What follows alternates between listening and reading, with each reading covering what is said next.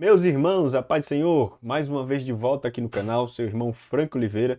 Estamos aqui para a gente dar continuidade ao nosso terceiro trimestre de 2026 da classe dos jovens, da editora CPAD, onde nós estamos estudando o livro de Juízes. O nosso título da nossa revista é Fidelidade às Escrituras em oposição à apostasia, lições espirituais no livro de Juízes. E desta feita, nós vamos estudar a lição de número 4, que tem por título Eude e Sangar. Deus usa os improváveis. E eu quero pedir para você que, se você ainda não curtiu esse vídeo, que você possa curtir o vídeo aqui embaixo, 5 segundos para você fazer isso.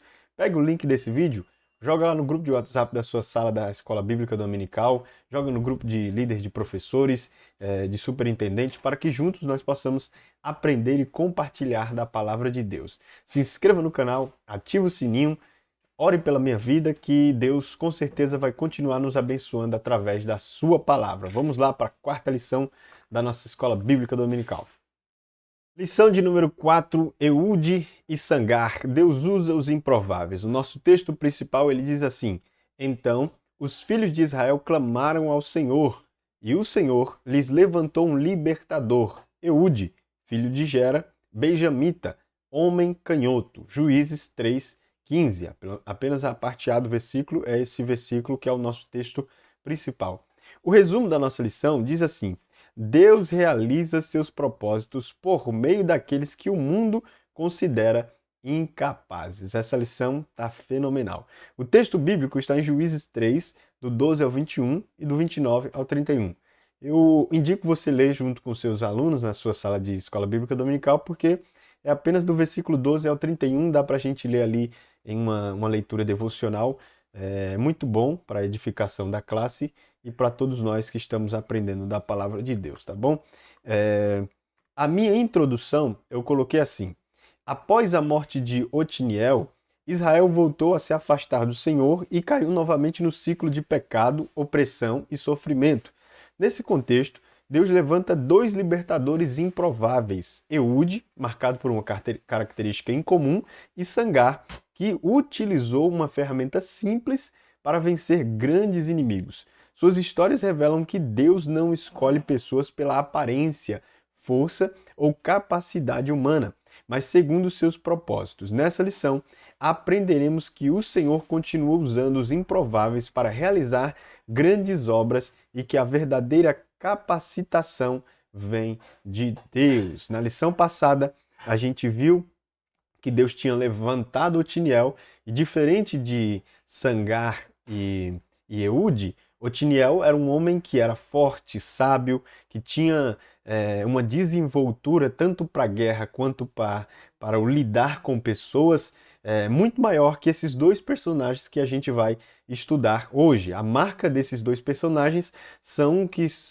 duas pessoas improváveis. Talvez, se uma empresa visse os currículos de Sangar e Eude, eles não contratariam para nenhuma espécie de trabalho na sua época. Mas a lição que hoje vai nos ensinar, ela nos diz que Deus usa os improváveis. Então, como quando Otiniel morre, a gente vai perceber que Israel se afasta mais uma vez de Deus e eles continuam e vivem naquele ciclo que a gente viu na primeira lição, no ciclo de pecado, opressão e sofrimento.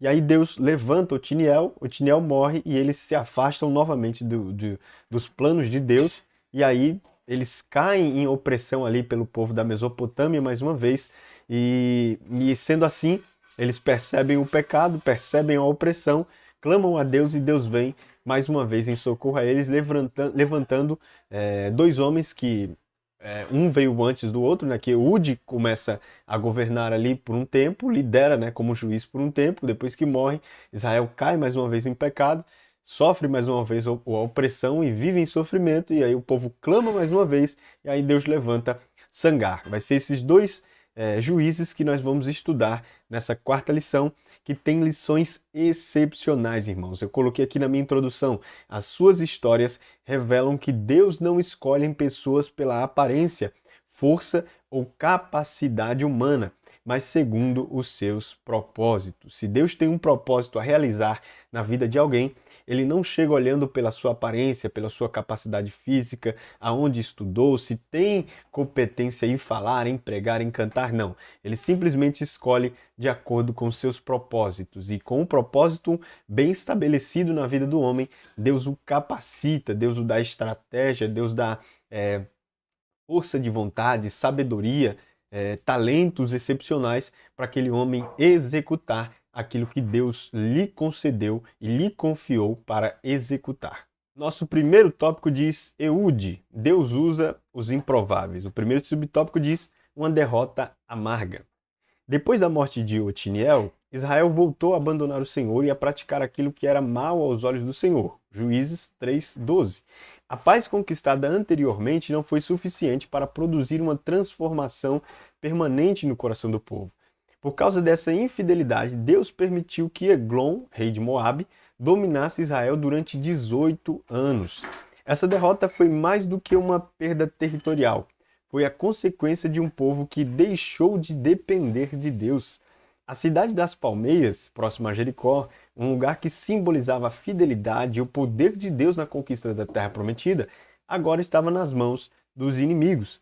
O texto nos ensina que as maiores derrotas do povo de Deus começam quando a comunhão com Ele é negligenciada. Como a gente já viu na introdução, após a morte de Otiniel, que foi o primeiro líder, o primeiro juiz que Deus levantou para libertar o povo daquela opressão ali que os moabitas estavam, melhor dizendo, que os mesopotâmicos estavam trazendo para a terra de Israel. Após a morte deles, Israel, ou melhor dizendo, os hebreus, eles vão pecar novamente, vão se distanciar de Deus mais uma vez, e aí é necessário que Deus mais uma vez traga uma sentença, um juízo, para que eles pudessem se arrepender e voltar atrás. Esse ciclo a gente vai ver desde o capítulo 1 de Juízes até o último capítulo de Juízes, a gente vai ver esse ciclo que a gente viu na primeira lição, que é um ciclo que se repete, onde eles pecam contra Deus, Deus envia um opressor, uma nação vizinha, ou até mesmo alguma nação que eles permitiram deixar e habitar junto deles ali em Israel. Após essa opressão, eles se arrependem, às vezes vem só um remorso, né, como a gente viu na primeira lição, que há uma diferença entre arrependimento e remorso, e eles se arrependem, se voltam para Deus, clamam a Deus, eles suplicam a Deus por socorro, e aí então Deus vem e levanta um juiz que vai ser o líder, que vai liderar a nação nessa libertação provinda de Deus. O que é interessante que eu coloquei aqui nesse nosso primeiro subtópico é que essa perca, essa derrota desse povo, da geração de Eude aqui, é tão profunda que chega a ser uma derrota amarga, como o título do primeiro subtópico diz, uma derrota amarga. Essa derrota é amarga porque eles vão perder umas nações, ou melhor dizendo, alguns territórios para o rei de Moabe, para o rei Eglon, que simbolizavam a fidelidade de Deus e o poder de Deus. Quando Deus leva esse povo para conquistar aquela terra, Deus está cumprindo uma promessa. Deus está cumprindo o que tinha falado há muito tempo atrás, que entregaria para eles uma terra e que essa terra era uma terra frutífera e independente se ali habitavam pessoas fortes, aí a gente vê aquele episódio de Caleb e Josué que vai ser levado como espias para espionar a terra, e depois eles retornam e dão bom testemunho, diferente dos outros espias que amedrontaram os hebreus. Eles encorajam os hebreus, independente de se a terra é forte ou não. Essas terras que eles conquistam é justamente as terras que o rei Eglon, o rei de Moabe, vai chegar e vai reconquistar, vai recapturar para ele, vai tomar das mãos dos hebreus uma terra que Deus já tinha feito eles conquistarem. Então, essa perca simboliza algo maior para Israel. Essa derrota, melhor dizendo, é uma derrota amarga, uma derrota doída, uma derrota difícil de aceitar, porque esse lugar especificamente, a cidade das Palmeiras, ela simbolizava para os hebreus a fidelidade e o poder de Deus. Era como se eles estivessem vendo que a fidelidade a Deus foi quebrada. houve uma ruptura no relacionamento dos hebreus com Deus. É como se eles estivessem vendo que o poder de Deus ali naquela hora foi distanciado deles. Só que o que é interessante é que essa ruptura da fidelidade com Deus e do poder de Deus com o povo de Israel não foi porque Deus era mais fraco que Eglon. Não foi porque os moabitas ou o rei de Moabe tinham mais influência ou poder ou estratégia maior que Deus para fazer eles perderem algo que Deus já tinha dado para eles. O que fez eles se distanciarem dessa fidelidade a Deus e do poder de Deus foi o pecado que o próprio povo cometeu. A gente percebe que quando o povo peca, Deus se distancia do povo, não porque Deus é ruim, é porque Deus não comunga com o pecado. Deus não tem comunhão com as trevas. A luz não pode andar junto com as trevas, como diz o texto bíblico. E esse fato que ocorreu em Israel, ele nos ensina e nos mostra muito isso, porque aquelas cidades ali simbolizava a fidelidade, simbolizava o poder de Deus, porque, veja só, Deus levanta um povo, promete para eles anos atrás, gente que nem sequer viu a promessa de longe, como tem o caso de Abraão, de Moisés e de alguns outros, só viram, mas não colocaram os pés aonde Deus já tinha prometido. Mas essa geração aqui, ela ouviu por testemunho de pessoas e do próprio Deus se manifestando, dizendo que iria dar aquela terra, aquela geração e aquele povo, e ao povo de Israel, e mesmo assim não observou, não foi atento no guardar a promessa de Deus. E isso é interessante porque vai simbolizar a perca da fidelidade, a perca do poder de Deus. Aí eu coloquei, o texto nos ensina que as maiores derrotas do povo de Deus começam quando a comunhão com ele é negligenciada. Então, quando nós pecamos, quando nós nos afastamos de Deus, aí cumpre-se aquele texto que o que faz distinção ou distância entre mim e vocês é esse abismo é justamente os nossos pecados. Quando nós pecamos, nós ficamos distante da fidelidade de Deus e distante do poder de Deus. O que é outra coisa muito mais interessante ainda nessa nossa introdução, eu coloquei aqui dizendo: os juízes eram instrumentos levantados por Deus para libertar Israel, mas sua atuação era limitada e temporária. Por que isso é importante? Porque a gente percebe que Deus levanta juízes, eles lideram Israel, eles apontam o pecado do povo, eles conseguem trazer o povo de volta ao arrependimento, à busca incessante a Deus e por aí vai, mas isso é temporário.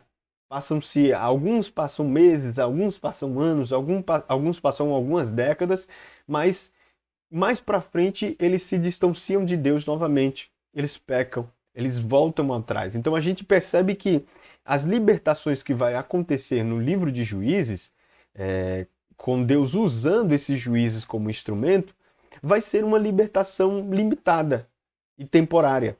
Limitada no sentido de que ela não tira a culpa totalmente do pecado. Ela não purifica totalmente os hebreus, porque mais para frente, passa-se meses, dias e semanas, eles cometem os mesmos pecados. Eles caem nos mesmos abismos e se distanciam de Deus. Temporária porque eles justamente passam meses adorando a Deus e depois se distanciam de Deus mais uma vez. Aí eu coloquei que eles apontavam para a necessidade de um libertador definitivo. Jesus Cristo, o único capaz de oferecer uma salvação completa e eterna. Ou seja, a história dos juízes, elas apontam para um libertador maior, um libertador único, que é só Jesus que pode fazer. É só ele que tem a libertação completa, sem ser ilimitada. A libertação de Jesus é uma libertação completa. Ela liberta tanto no futuro quanto no presente. Nele, quando nós aceitamos eles, nós somos libertos de todas as acusações, de tudo aquilo que já nos distanciava de Deus. E no futuro, porque quando ele voltar, nós assim seremos libertos totalmente dessa prisão que é a do pecado. Eu coloquei aqui em um dos meus textos dizendo que, além disso, a história dos juízes nos lembra que Deus escolhe trabalhar por meio de pessoas imperfeitas. Otiniel morreu, Eude tinha limitações. Sangar era um homem comum. Todos foram um instrumento nas mãos de Deus, mas nenhum deles era a solução definitiva. O foco nunca esteve no vaso, mas naquele que o utiliza. Então a gente percebe também que com a ação desses juízes, por mais que eles conseguissem manter um período longo ali de paz, de reinado, de tranquilidade para a vida dos hebreus, a gente percebe que não era um sacrifício perfeito. O que eles faziam não era perfeito porque eles eram pessoas imperfeitas. Eles morriam, eles pecavam e eles também se distanciavam da presença de Deus. Segundo subtópico diz um libertador improvável. Depois de 18 anos de opressão, Israel voltou a clamar ao Senhor. Em sua misericórdia, Deus respondeu levantando Eude, um benjamita canhoto, para libertar o povo. Juízes 3,15. À primeira vista, essa característica parecia um detalhe sem importância. No entanto, em uma cultura que associava a mão direita à força, à honra e à habilidade, ser canhoto fazia de Eude alguém fora dos padrões esperados para um guerreiro e líder militar. Entretanto, Deus não vê como o homem vê. Aquilo que parecia uma limitação tornou-se parte da estratégia divina para derrotar o inimigo.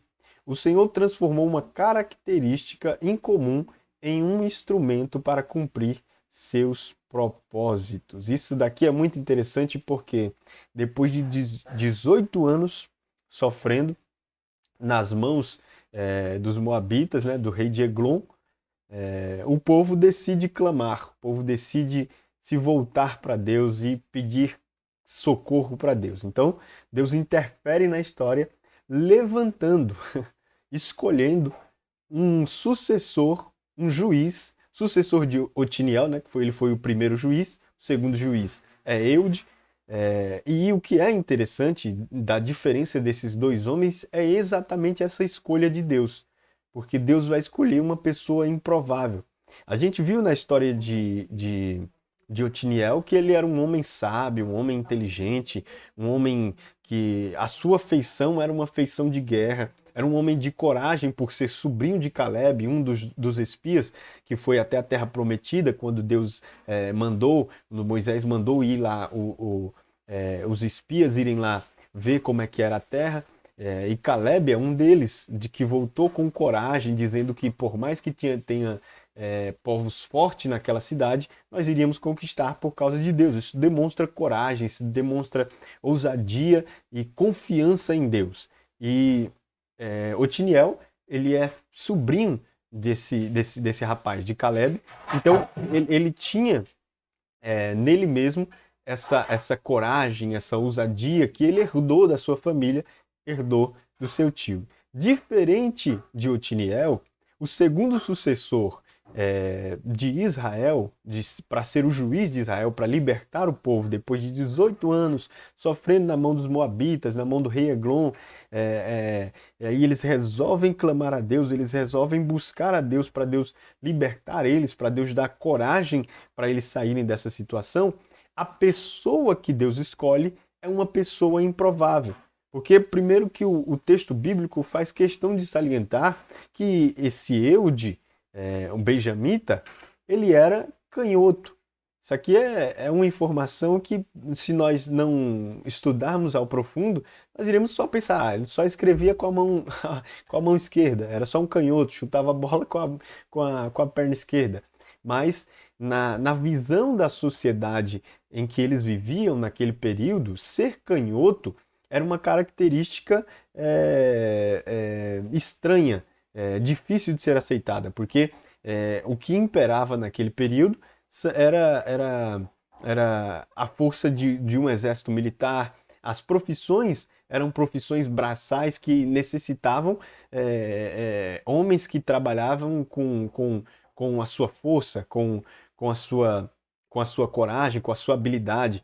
E naquela geração, naquele tempo, naquele período, ser um canhoto era de difícil acesso, porque primeiro que eles já não tinham tantas opções para um canhoto. já não tinha tantas opções para um destro, né? E para um canhoto, naquele tempo, ele já ficava mais escanteado, ele não era, era produto de investimento, né? Vamos dizer assim, para a nossa linguagem dos tempos atuais. Ele sofria dessa carência. Então, ser canhoto, você nascer canhoto tinha essa dificuldade, porque nessa cultura associava-se também a mão direita com a força de Deus, porque você vai ver, se você perceber nos textos bíblicos, alguns escritores eles evitam muito de falar sobre a esquerda, sobre a mão esquerda, sobre o braço esquerdo, sobre o lado esquerdo. Quando eles vão se referir, eles sempre se referem à destra de Deus, ao lado direito. Eles poupam muito falar sobre o lado esquerdo, porque naquela cultura o lado esquerdo era inferior ao lado direito. Hoje que para nós não tem muita coisa a ver, né? Aí eu coloquei, entretanto, Deus não vê como o homem vê. Aquilo que parecia uma limitação tornou-se parte da estratégia divina para derrotar o inimigo.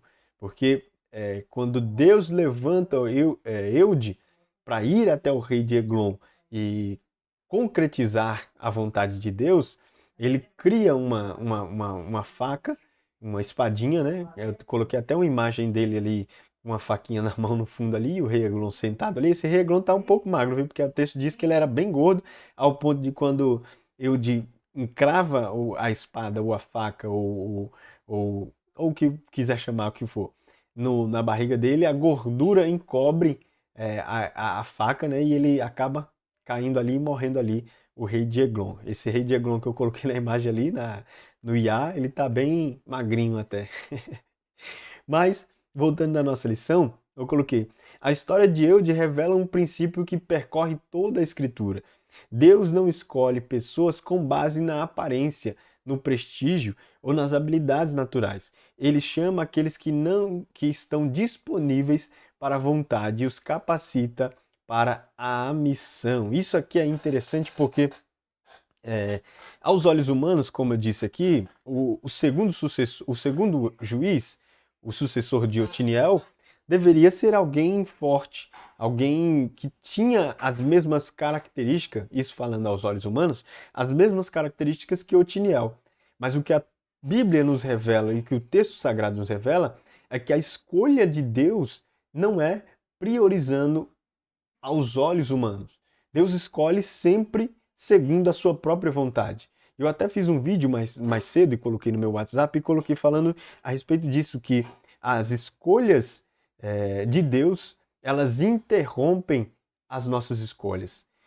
Aquilo que nós desejamos com os olhos é sempre interrompido com o desejo do coração de Deus.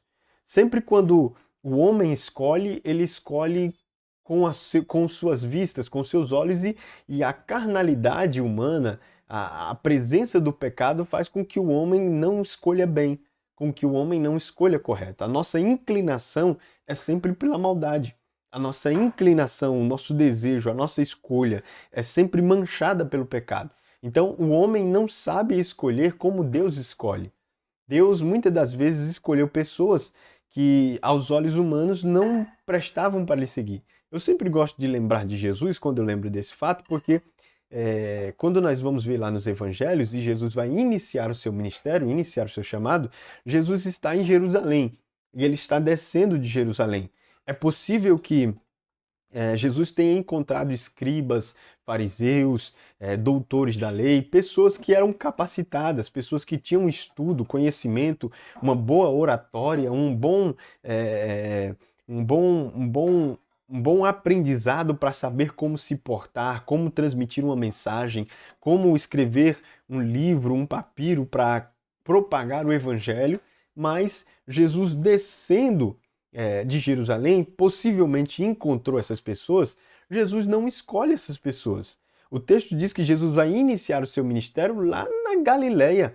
Ele vai descer lá na pacata, lá em Nazaré, melhor dizendo, lá na Galileia, lá onde ficava Pedro, Tiago, João, alguns pescadores, pessoas que não tinham importância alguma na sociedade, pessoas que trabalhavam com os seus braços, tinham um trabalho braçal, pessoas que não tinham diplomas da sociedade, pessoas que não sabiam falar direito, pessoas que não sabiam escrever. É lá que Jesus vai iniciar o seu ministério. E é isso que me chama a atenção na escolha de Deus. Talvez eu e você, se fôssemos montar uma empresa, nós iríamos optar pelas pessoas mais gabaritadas no ramo que nós estamos investindo, que nós estamos colocando a nossa empresa.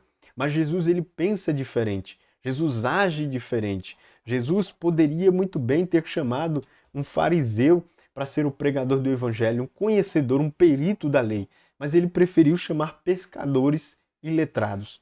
Isso mostra muito como Deus escolhe, como Deus enxerga, como Deus vê. Nós humanos enxergamos com os padrões da terra. Nós enxergamos com os olhos terrenos, que é manchado pelo pecado. Deus olha de maneira pura, de maneira santa. E as escolhas de Deus, elas simplesmente são para cumprir os propósitos de Deus. O homem talvez, por suas façam escolhas para encher o ego, para cumprir propósitos que não agradam a Deus, para simplesmente satisfazer prazeres e desejos de outras pessoas, ou para simplesmente se vangloriar e conseguir angariar títulos, status e companhias de pessoas ricas que vai elevar o seu status social. Deus não vê assim. Deus não vê como o homem vê. Deus olha aquilo que o homem não consegue olhar. Deus enxerga aonde os olhos do homem não conseguem ir. E o que é grandioso, irmãos, e poderoso nisso tudo, é que Deus escolhe esse vaso de barro e coloca dentro dele um tesouro, que é o que Paulo diz lá em 1 Coríntios 27, 29, que Deus escolhe as coisas fracas e desprezadas deste mundo para que ninguém se glorie diante dele. E fazendo isso, Deus coloca dentro do vaso de barro um tesouro, que é o Evangelho, para esse homem e essa mulher ir e propagar a palavra de Deus. Então, ele é esse libertador, um libertador escolhido por Deus, uma pessoa improvável, uma pessoa que talvez não pregasse no culto de domingo à noite, uma pessoa que talvez não pregasse nas maiores conferências ou nos maiores púlpitos dessa nação brasileira porque ele tinha alguns defeitos, não era visto com bons olhos pela sociedade.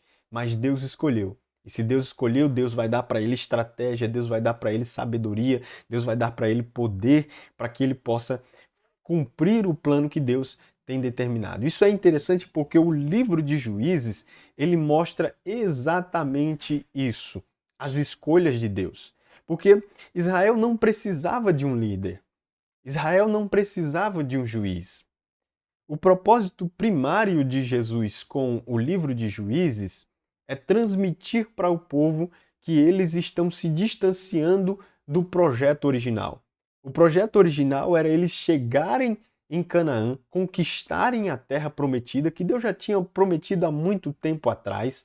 Deus disse que iria entregar, Deus enviou espias para eles observarem, verem que a terra frutificava, que a terra era boa, que aquilo que Deus estava entregando, como sempre ele faz, era bom, perfeito e agradável.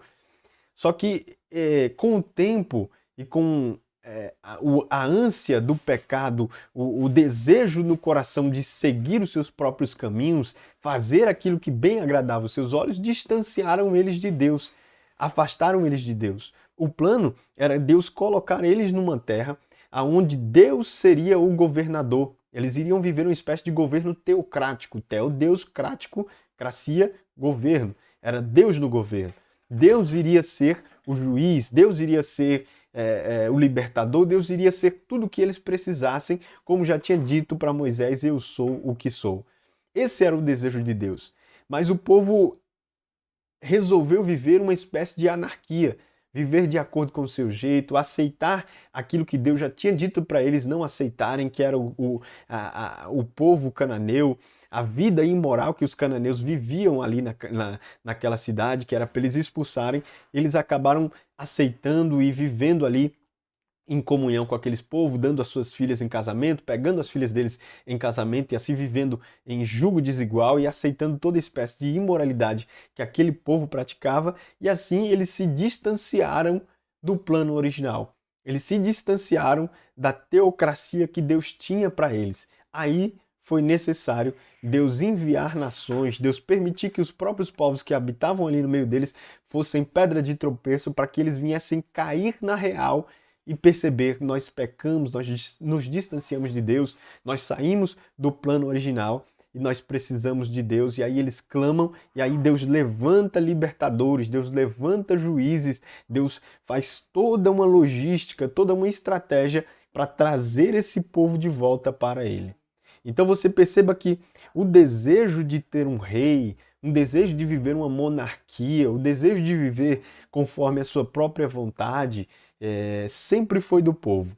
Deus sempre quis ser o governador desse povo, Deus sempre quis ser o presidente, o juiz, tudo para aquele povo. Só que o povo queria ser igual às nações. E aí, isso que é interessante, que a vontade de Deus, a vontade do coração de Deus, elas sempre interrompem os desejos dos nossos olhos. Israel olhou e viu as nações e queria um governador.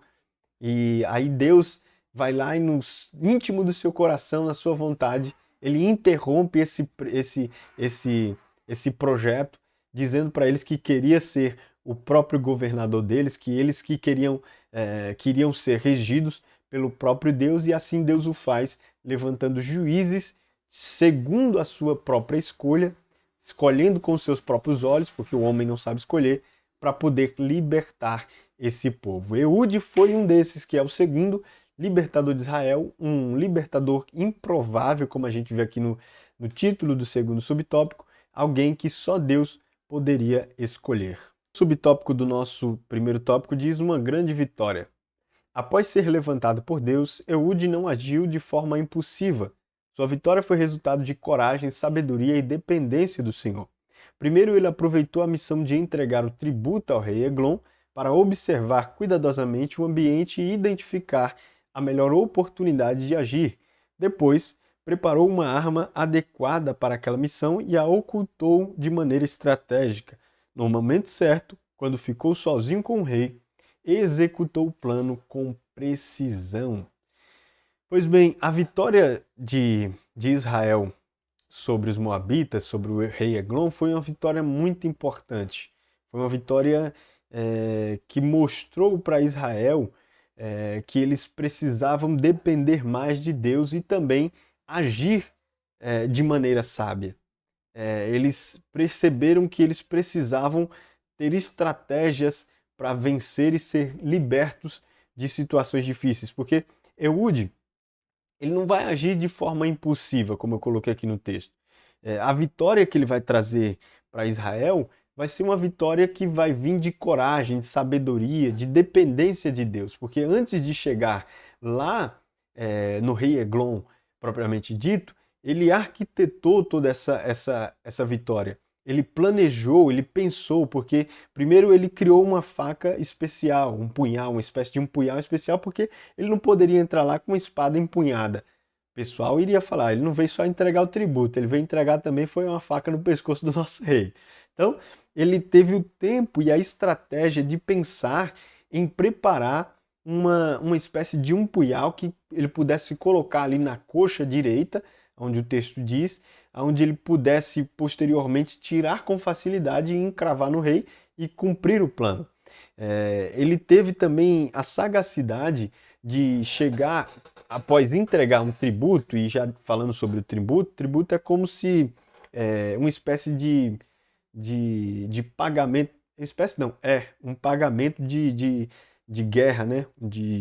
É como se fosse um imposto, como se uma nação, quando uma nação estava subjugando outra nação, aquela nação tinha que pagar impostos para aquela nação que estava lhe subjugando, né? Então, no caso de Israel, ela tinha que pagar imposto para os moabitas e uma pessoa, respectivamente, iria lá levar esse tributo diante do rei para entregar para o rei, e Eude foi o escolhido para ir lá, né? Porque Deus tinha levantado ele já para cumprir esse propósito.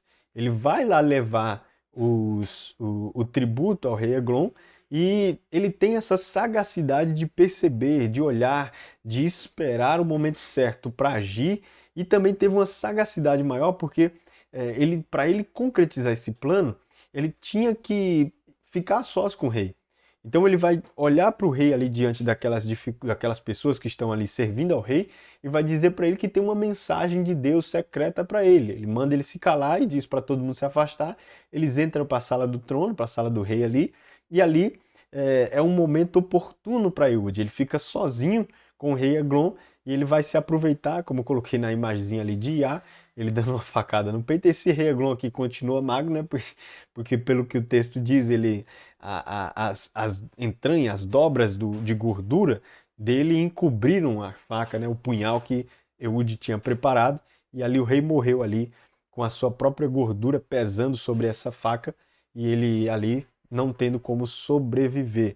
Aí eu coloquei que essa narrativa deixa claro que a estratégia de Ehud foi importante, mas a verdadeira causa da vitória foi a ação de Deus. Então a gente percebe que por mais que ele tenha tratado, agido com inteligência, com sabedoria, com coragem, a vitória quem concedeu para eles foi Deus. Mas claro que a gente tem que parar e refletir sobre esses dois aspectos, que é muito importante, porque a fé não é agir sem pensar, é agir confiando em Deus. Aí eu coloquei: planeje como quem trabalha, ore como quem depende e vença, sabendo que toda vitória pertence, toda glória vai ser de Deus. Esse episódio de Ehud, ele nos mostra que ele não foi imprudente. Ele observou, ele planejou, ele arquitetou todo esse plano para cumprir. E ele esperou o momento certo para fazer isso. Então isso nos ensina que a nossa fé, para nós que somos jovens, ela não é agir sem pensar, ela não é, vou fazer e seja o que Deus quiser. Ela é um agir confiando em Deus. É agir sabendo que Deus pode fazer e que Deus vai fazer, mas também ponderar todas as coisas, porque nós sabemos que tudo tem uma consequência, e foi isso que Ehud fez. Ehud planejou, Ehud arquitetou, ele teve coragem, teve fé, mas também teve tempo de parar e planejar, arquitetar todas as coisas. Eu lembro de um texto em Provérbios 21:31 que diz: prepara-se o cavalo para o dia da batalha, porém do Senhor vem a vitória. Essa vitória de Ehud, ela também nos ensina que existe um tempo para agir. Ehud, ele aguardou a oportunidade adequada. Imagina se ele chega ali com uma espada grandona, saca a espada sem antes ter falado, sem antes ter tido a oportunidade de estar sós com Deus. Consequentemente, ele iria morrer ali. Os guardas, os servos do rei que ali estavam, iria pegar ele, iria matar ou iria prender por uma tentativa de assassinato ao rei, né? E a gente percebe que nem sempre a oportunidade é a melhor oportunidade. Então, Ehud teve a oportunidade de ir levar o tributo, isso já era uma oportunidade, ele poderia cometer um ato de loucura ali, se matando e matando o rei, mas ele foi esperto, teve sabedoria suficiente de esperar mais o tempo certo, o tempo correto de agir. Então, a gente percebe com a história de Ehud que existe um tempo certo para agir. A precipitação pode destruir tudo aquilo que Deus tem preparado para a nossa vida. Quando eu e você se precipitamos sobre algo, Deus vai lá e acaba não permitindo que aquele algo aconteça na nossa vida, tá bom? Então, outra coisa que esse texto nos ensina muito é que Deus usa a nossa inteligência e também usa a nossa fé. Você percebe que Ehud, ele foi muito inteligente. Ele preparou uma espada de 2 gumes, colocou na perna correta para ter a velocidade correta de puxar e empunhar, porque ele poderia colocar em alguma perna, na perna esquerda, se embananar todo e acabar dando tempo do rei gritar, né? E os servos entrarem e ele não conseguir concluir esse plano que ele já tinha traçado. Então a gente percebe que Deus usa a nossa inteligência nesse fato de que ele preparou a espada, ele colocou na perna certa, ele teve inteligência para falar que tinha uma mensagem de Deus. E quando falou isso, o rei já mandou ele ficar quieto, mandou todo mundo sair, ele ficou sozinho com o rei, tendo uma oportunidade perfeita. Então ele foi inteligente de dizer para o rei que tinha uma mensagem, sabendo que iria ficar só com eles, e a gente percebe que ele tinha sabedoria. E Deus usou essa sabedoria. É interessante porque o livro de Tiago ele diz: se algum de vós tem falta de sabedoria, peça a Deus. Então, para nós que somos jovens, nós temos que ter essa coragem, essa sabedoria e essa dependência de Deus que Eude também teve e nos ensina a ter. Aí eu coloquei uma frase para nós concluir esse nosso terceiro tópico e esse nosso primeiro tópico, dizendo: planeje como quem trabalha, ore como quem depende e vença sabendo que toda vitória pertence ao Senhor, tá bom? Segundo tópico de sangar. Deus usa o que temos à disposição. Primeiro subtópico diz um juiz desconhecido. Depois da grande vitória alcançada por Eude, Israel desfrutou de um longo período de paz, que durou cerca de 80 anos. Em seguida, a narrativa bíblica apresenta Sangar, um personagem sobre o qual sabemos muito pouco. A Bíblia registra apenas seu nome, sua filiação e um feito extraordinário, com uma simples aguilhada de bois, uma ferramenta utilizada no trabalho do campo. Ele derrotou 600 filisteus e libertou Israel. Juízes 3, 31. O fato de Sangar aparecer de forma tão breve no texto mostra que o destaque da narrativa não está na fama do juiz, mas na ação de Deus através dele. Embora desconhecidos pelos homens e sem uma história detalhada registrada nas Escrituras, Sangar foi usado pelo Senhor para realizar uma grande obra. Sua vida nos lembra que Deus não depende de pessoas famosas, recursos para cumprir seus propósitos. Ele usa servos disponíveis que confiam nele. Após Eude terminar o seu período de juízo, Israel desfrutar de um longo período de paz que durou cerca de 80 anos, como a gente viu aqui, o texto bíblico em seguida vai narrar uma narrativa curta, né, a respeito da vida de Sangar. Da vida não, né, melhor dizendo, só apresenta seu nome, a sua filiação e que ele fez um feito extraordinário que foi matar mais de 600 filisteus com uma aguilhada de boi, que é uma espécie de um negócio que eles... Eu não sei especificamente se essa aguilhada de boi representa esse instrumento que esse rapaz aí, que possivelmente seria Sangar, segurando, se isso exatamente é uma aguilhada de bois. Eu deveria ter pesquisado e colocado aqui para vocês, mas vocês podem pesquisar aí que vocês também têm internet. Vocês podem pesquisar aí o que seria essa aguilhada de bois. Mas possivelmente seria um artefato assim, um instrumento assim, que era utilizado no trabalho de campo. Então a gente vai ver que o texto bíblico não tem tanta informação a respeito de Sangar. É tanto que existe alguns estudos que mostram que Sangar nem hebreu era. Ele era uma pessoa que possivelmente aceitou, né, a participar do povo hebreu e aceitou a fé hebraica. Não pode se dizer judaísmo, porque no período judaísmo é algo já mais para o período bem mais para frente. Aqui aceitar a fé judaica. Então ele é essa pessoa, esse segundo juiz que Deus vai libertar após a morte de Eude. O povo fica ali cerca de 80 anos desfrutando de uma paz, mas depois volta a pecar, a se distanciar de Deus, aquele ciclo que a gente vai ter que comentar nessas 3 lições que eles vão vivendo. E é interessante porque Sangar ele aparece de forma muito breve no texto. Ele mostra, o texto mostra pouca coisa dele. O texto não tem compromisso em mostrar a sua filiação, o que ele tinha, para onde ele foi, o que ele fazia. O propósito do texto era mostrar exatamente o fato dele ter sido um juiz, dele ter feito algo grandioso. Aí eu coloquei: Deus não depende de pessoas famosas, recursos para cumprir seus propósitos. Ele usa servos disponíveis que confiam nele. Sangar nos mostra exatamente isso, que nós não precisamos ser conhecidos pelo mundo para Deus nos usar. Deus usa pessoas desconhecidas para fazer coisas grandiosas, obras grandiosas. Existem histórias de obras que pessoas fizeram que nós se abismamos ao saber e nem conhecemos a pessoa, nunca vimos e nunca veremos essa pessoa. É uma pessoa desconhecida, mas mesmo assim Deus usa. Isso no nosso período, no nosso tempo e para nós que somos jovens é muito importante, porque a nossa sociedade ela tem usado esse metrônomo para medir essas pessoas de que são mais ou menos usadas por Deus de acordo com a fama com que ela consegue alcançar.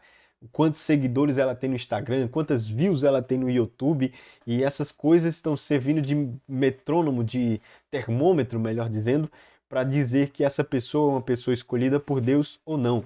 A história de Sangar, ela vai totalmente nessa contramão. Ela inicia nos mostrando isso, que para ser usado por Deus não precisa ser conhecido pelo mundo. Para fazer uma grande obra para Deus, não necessariamente você precisa estar nos maiores congressos e nos maiores púlpitos da nação brasileira e do mundo. O que você precisa para ser usado por Deus é dependência total, disponibilidade, confiar em Deus, entregar aquilo que você tem para Deus usar. E isso que é interessante na vida de Sangar, porque Sangar não tinha um punhal, não era fazedor de facas de espadas, melhor dizendo, facas também, que acaba sendo o mesmo, como Eude. Sangar não tinha, não vinha de uma família corajosa como Otiniel veio da família de Caleb, era sobrinho de Caleb. Sangar nós nem conhecemos a história. O que o fato bíblico deixa em narrativa bíblica nos acentua, nos coloca para nós sabermos, é que ele derrotou mais de 600 filisteus com uma aguilhada de bois, com algo improvável. E isso é interessante porque o que ele permitiu é Deus usar ele com aquilo que ele tinha na mão. Aquilo que ele tinha era uma guilhada de bois, é tudo que eu tenho. Vai me usar para matar esse povo, para libertar Israel. Com isso, se for, eis-me aqui. Isso que é interessante na vida de Sangar, porque ele não esperou ter condições, ele não esperou ser famoso, ele não esperou ter um canal de YouTube para falar de Deus. Ele não esperou ter um Instagram famoso para começar a compartilhar a palavra de Deus. Ele utilizou aquilo que ele tinha. Senhor, que eu tenho uma guilhada de bois, vai me usar ou não? Essa é a pergunta que Deus faz para mim e para você. O que nós esperamos ter para nos disponibilizar para Deus, para nos entregar para a obra de Deus, para fazer aquilo que Deus quer que nós já façamos há dias, porque a ordem de pregar o Evangelho é para todos. Jovem, velho, velha, ancião, ancioa, para tudo. Todos nós devemos pregar o Evangelho.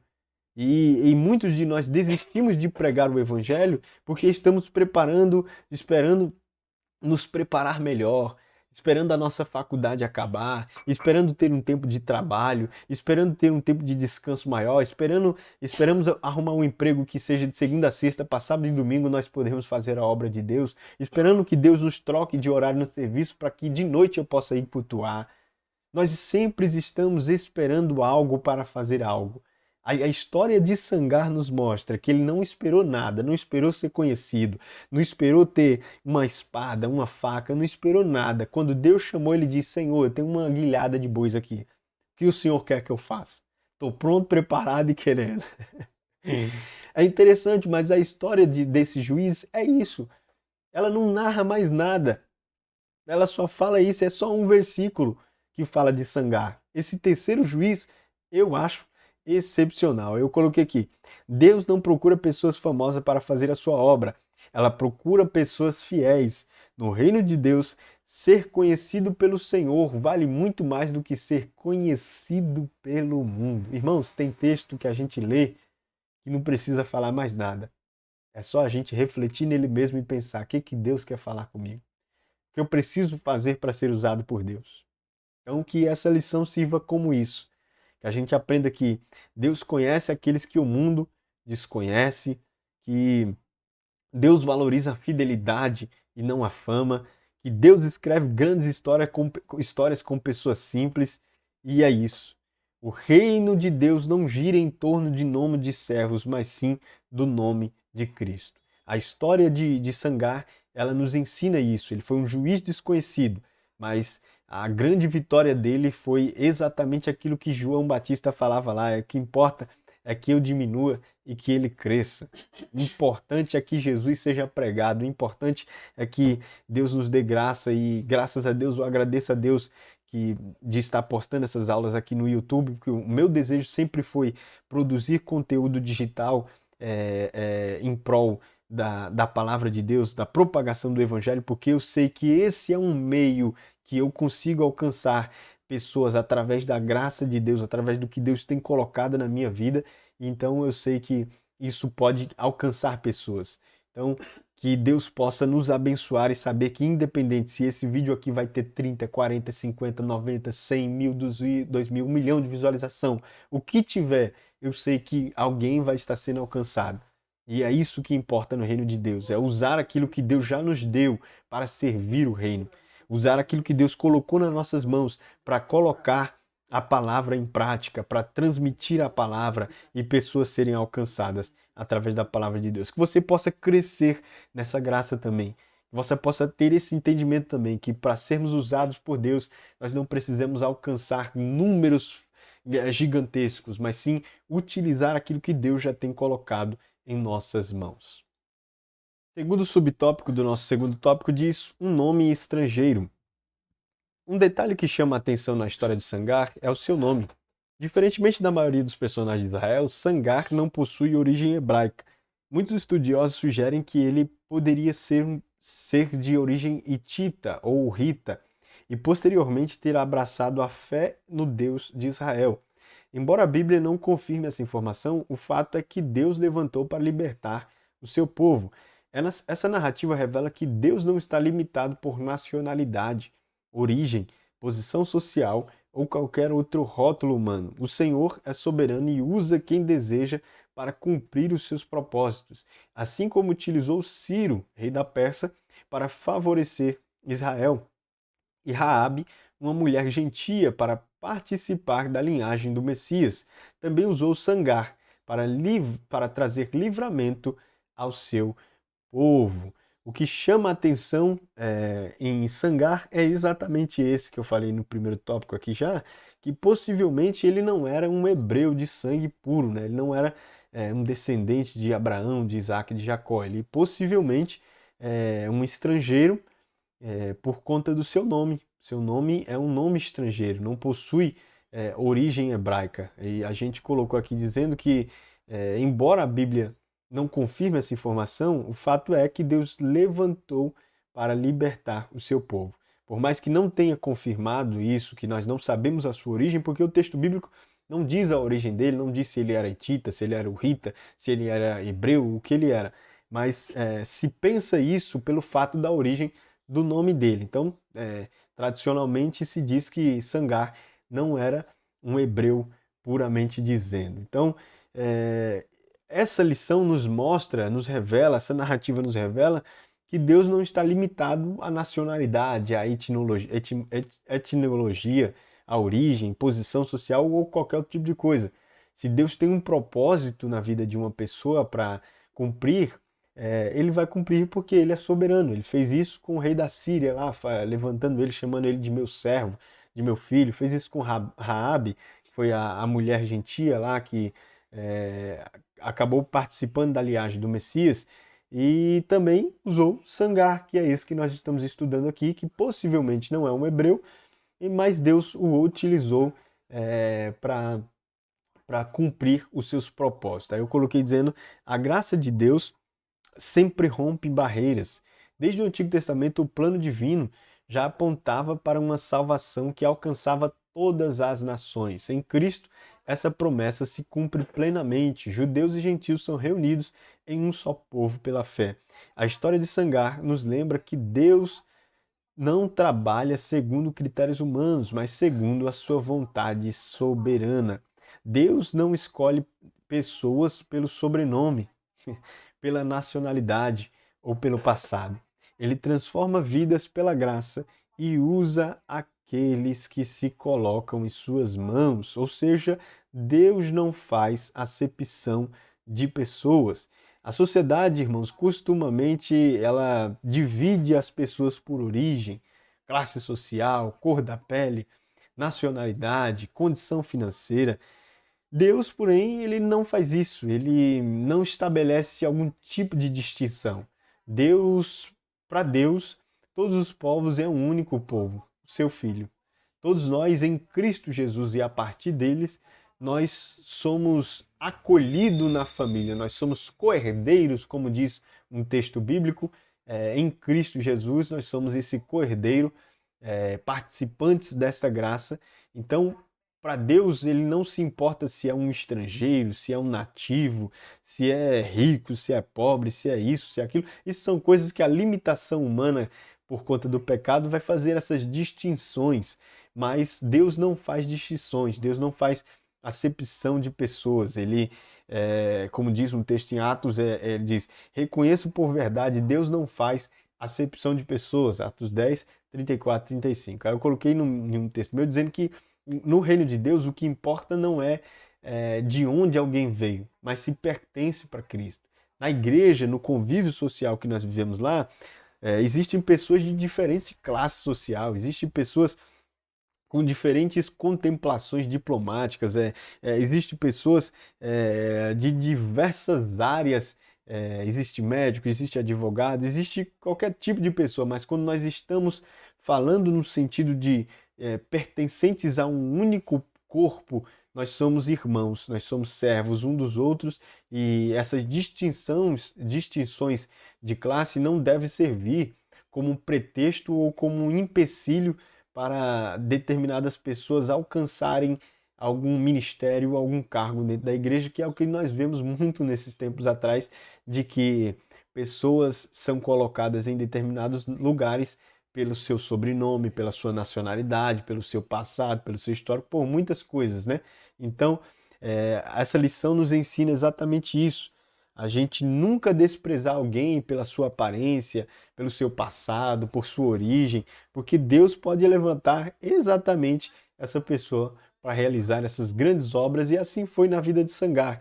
Algumas pessoas poderiam olhar para ele, e menosprezá-lo por ele ser um estrangeiro, por ele ser uma pessoa que não era puramente de sangue judeu, mas Deus resolveu escolher, Deus o resolveu chamar para cumprir essa obra. Isso me faz lembrar de outra coisa também, porque isso mostra que a graça de Deus ela transforma histórias. Talvez a história de Sangar seja a nossa história também. Talvez nós há muito tempo não participemos de um corpo de Cristo, de não somos de uma igreja, mas somos de uma origem totalmente diferente, mas Deus resolveu mudar a nossa história. Deus resolveu nos inserir nesse meio para que os propósitos, os planos dele sejam cumpridos na nossa vida, entendeu? Então, Deus usa quem Ele quer, Deus faz como quer. A escolha de Sangar reforça um princípio presente em toda a Bíblia. Deus escolheu Abraão, um idólatra da Mesopotâmia, Raabe, uma cananeia, Ruth, uma moabita, Ciro, um rei persa, e agora Sangar, possivelmente um estrangeiro. No reino de Deus tem espaço para todo mundo e que nós jovens possamos crescer com essa mentalidade, uma mentalidade de sempre abraçar pessoas que são de fora, que são contrárias aos nossos costumes. Claro que costumes eu digo costume regional que vivemos de forma étnica, não costumes morais, né? Costumes morais, todos nós devemos ter os mesmos costumes morais que são pautados na palavra de Deus. Agora, costumes éticos de cultura social, cada um tem o seu, dependendo da onde você veio, tá bom? Terceiro subtópico do nosso segundo tópico diz uma arma diferente. Ao contrário de Eude, que confeccionou uma espada para cumprir a sua missão, Sangar utilizou algo extremamente simples, uma aguilhada de bois, uma ferramenta de trabalho usada pelos agricultores para conduzir os animais no campo.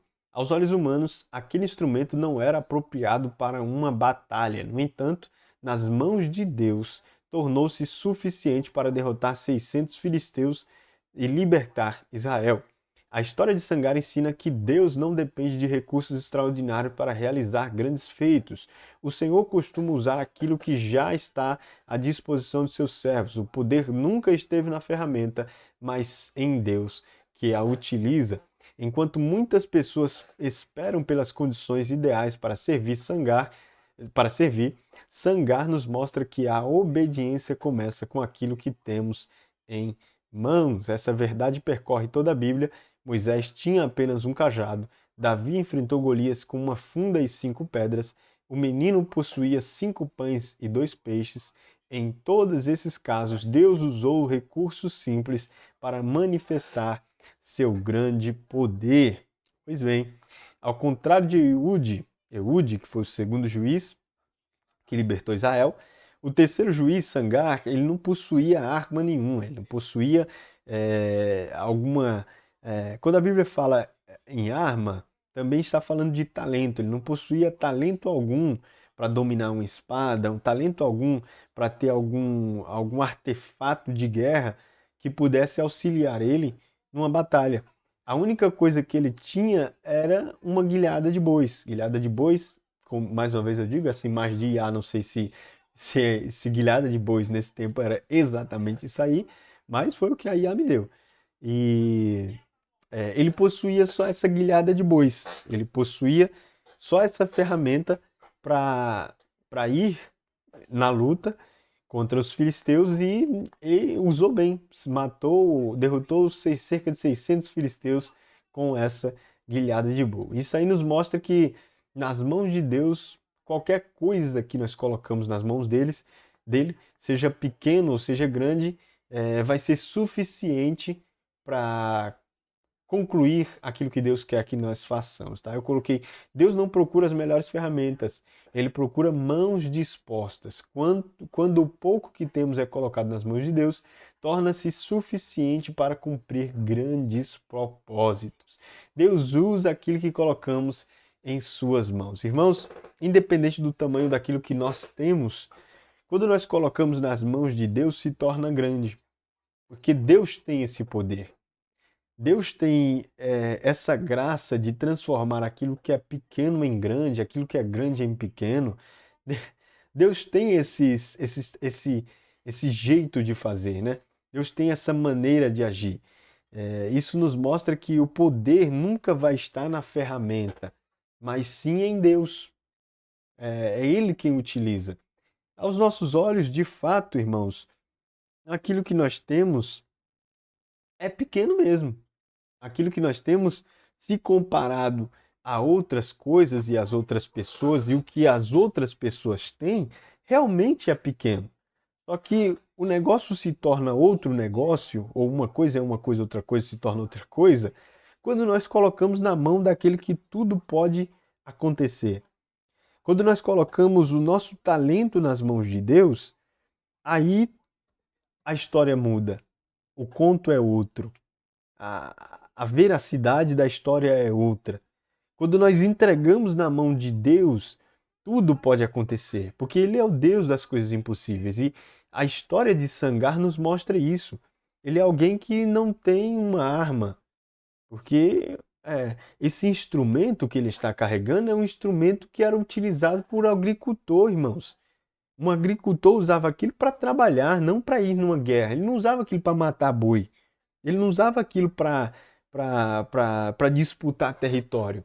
Aquilo não é uma arma moderna do tempo. Não, aquilo é apenas uma ferramenta de trabalho.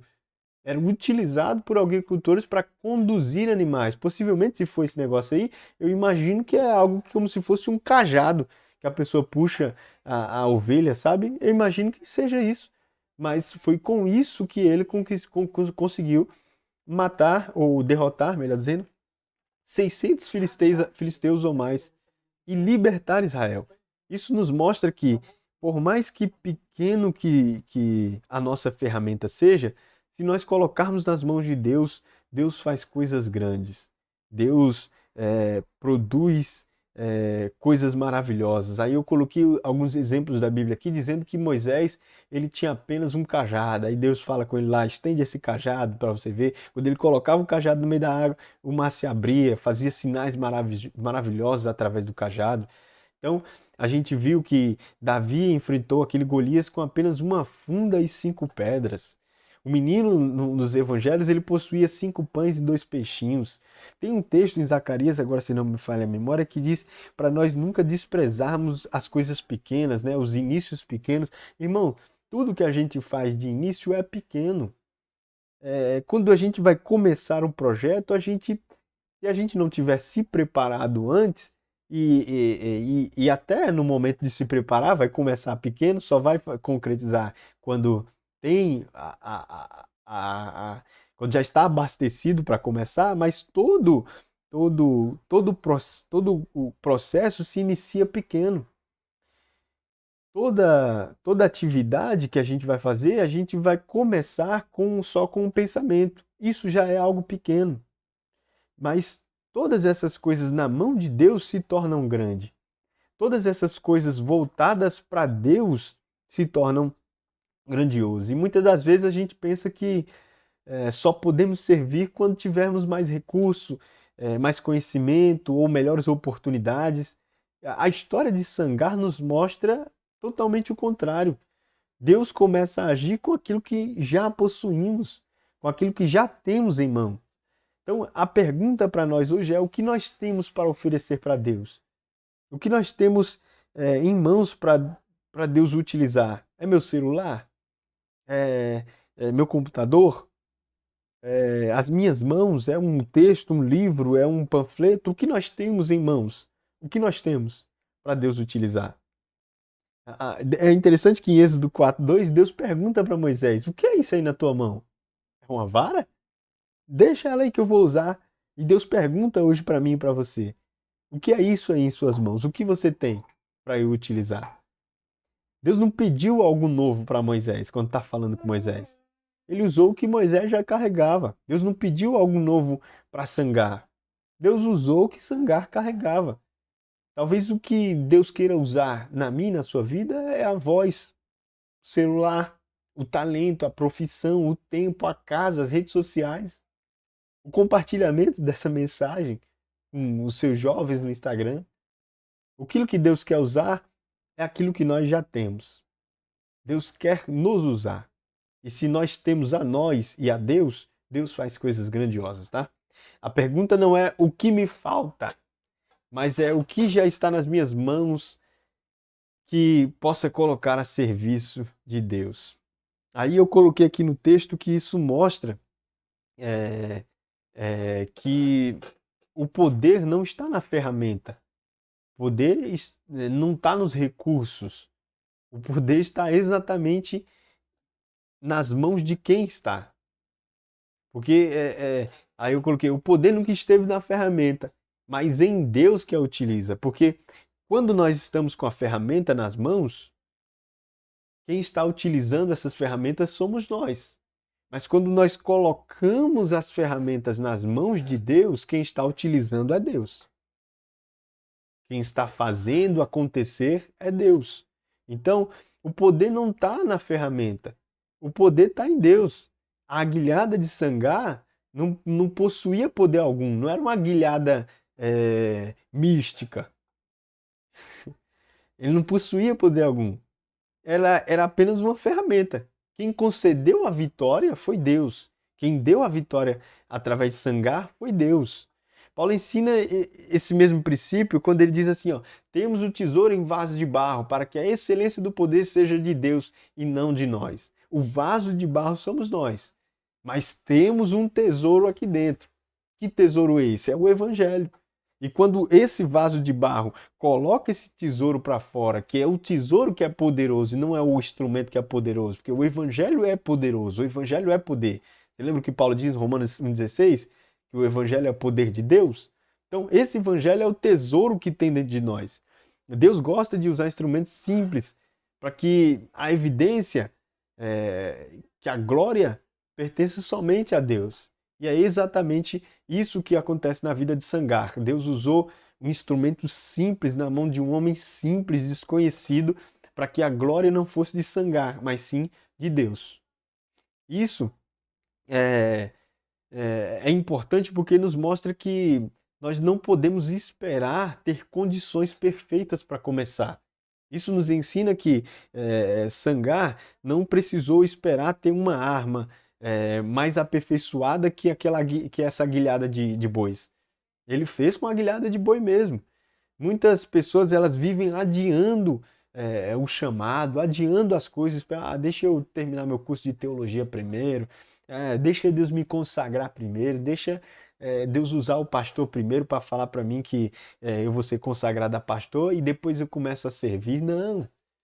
Muitas pessoas vivem assim, adiando o chamado de Deus, dizendo quando eu terminar a faculdade, quando eu tiver mais dinheiro, quando eu souber mais de Bíblia, quando eu perder o medo. Vai assim mesmo, irmão. Sangai, ele nos ensina que Deus trabalha no presente, Deus trabalha no agora. A disponibilidade vale mais do que a condição ideal. Porque bem verdade realmente, se nós já tivéssemos as condições ideais para fazer, a obra seria executada perfeitamente, não é correto? Mas a história de Sangar, a história de Davi, a história de Moisés, a história do menino de 5 pães e 2 peixinhos, a história de todos esses homens que foram levantados por Deus, elas nos mostram que a disponibilidade vale mais do que a condição ideal. E eu digo mais, tem gente que nunca vai ter a condição ideal, não, irmãos. Eu e você, eu também corri desse risco e corro até hoje. Nunca vou estar preparado, mas eis-me aqui, Senhor, como disse Isaías. Eis-me aqui, usa-me a mim. Você entende que a disponibilidade vale mais do que a condição ideal? Porque isso é interessante, porque, irmãos, quando nós nos colocamos nessa posição, e eu sinto graça para falar isso aqui, nós estamos dizendo para Deus assim, Senhor, eu não tenho nada, tudo que eu tenho é isso. Eu não posso, eu não tenho, eu não faço, eu não tenho, eu até nem quero, porque eu espero minha condição ideal. Mas eis-me aqui, usa-me a mim. Ah, irmãos, quando nós fazemos isso, Deus olha do alto e fala, é como se Deus estivesse dizendo, você agora está pronto. Você agora entendeu que eu não preciso que você tenha. Você agora entendeu que eu não preciso que você seja capacitado. Você agora entendeu que eu não preciso que você seja conhecido. Você agora entendeu que eu não preciso que você espere multidões te reconhecer para eu te usar. Você entendeu que eu tenho o poder de fazer independente das suas condições. Eu me emociono porque isso é algo que Deus faz na vida do ser humano. Deus não depende que ele tenha milhões de visualizações para fazer um homem ser conhecido. Num estralar de dedos, Deus pode fazer que aquele muito se torne pouco. No estralar de dedos, Deus pode colocar um homem aonde a sociedade nunca poderia colocar, porque Deus tem esse poder. A disponibilidade vale mais do que a condição ideal. Não espere você ter a condição certa para agir. Se Deus te deu a graça de você ter um conhecimento da existência dele, se Deus te deu a graça de ter um entendimento do que é a cruz de Cristo, compartilhe. Esteja disponível para isso. A disponibilidade vale mais do que a condição ideal. Como escreveu Salomão, quem observa o vento nunca semeará. Eclesiastes 11:4. E essa é a verdade. Deus usou Sangar e Deus usa o que temos à disposição. Um homem com uma arma diferente, sem ser conhecido, derrotou cerca de 600 filisteus e libertou Israel. Imagina o que Deus pode fazer com nós, jovens, nessa geração, que temos tanto acesso, que temos um YouTube da vida, um Google da vida, que nós damos uma pesquisada e nós conseguimos fazer coisas grandes. Então, não espere a condição ideal. Se entregue para Deus, se entregue para aquilo que Deus tem na sua vida. Sangar, concluindo aqui o primeiro e o segundo tópico, Ehud Sangar nos ensina coisas gigantescas, nos ensina que Deus levanta pessoas improváveis, homens improváveis, em situações precárias, mas Deus os levanta e faz coisas grandiosas. Sangar e Ehud nos ensina isso. Esse foi o segundo e o terceiro juiz. de Israel que Deus utilizou naquele período e continua nos utilizando. E eu quero terminar esse segundo tópico dizendo aqui: Deus não procura as melhores ferramentas, ele procura mãos dispostas. Quando o pouco que temos é colocado nas mãos de Deus, torna-se o suficiente para cumprir grandes propósitos. Pois bem, meus irmãos, terceiro e último tópico dessa nossa lição de hoje, lição de número 4 da Escola Bíblica Dominical da classe dos jovens. Eu queria pedir para você que, se você ainda não curtiu esse vídeo, que você possa curtir aí embaixo, ativa o sininho, se inscreve no canal, pega o link desse vídeo, manda lá no grupo de jovens da sua Escola Bíblica Dominical e vamos juntos aprender da Palavra de Deus. O terceiro tópico diz assim, ó, a questão da violência. Esse tópico é um tópico mais teológico. É um tópico até muito difícil de ensinar, porque envolve um tema muito difícil de ser explanado, que levaria horas e horas. Acredito até que essa lição vai ficar bem grande. Horas e horas para ser explanada e mesmo assim iriam ter coisas que nós não iríamos sanar ainda, porque são estudos muito aprofundados, tá? O tópico diz a questão da violência. Primeiro subtópico diz um Deus injusto? Uma pergunta. Ao ler o livro de Juízes, muitas pessoas se incomodam com os relatos de guerras, julgamentos e mortes. Por isso, alguns críticos afirmam que o Deus da Bíblia seria injusto ou violento. Entretanto, essa conclusão ignora o contexto das narrativas e a própria natureza da justiça divina. A Bíblia apresenta Deus como o padrão absoluto de justiça. Isso significa que não existe um critério moral acima dele para julgá-lo. Na verdade, quando alguém afirma que algo é injusto, já está pressupondo que existe um padrão objetivo de justiça.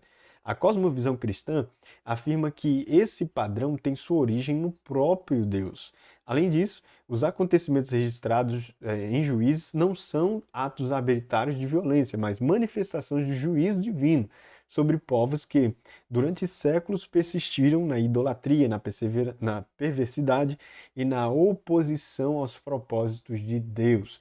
O Senhor é paciente e misericordioso, mas também é santo e justo. Sua justiça nunca é cruel e descontrolada, ela sempre está em perfeita harmonia com o seu caráter. Portanto, em vez de revelar um Deus injusto, essas passagens mostram um Deus que governa a história com justiça, julgando o pecado e preservando seu plano de redenção. A pergunta é: um Deus injusto? A Bíblia não revela um Deus injusto.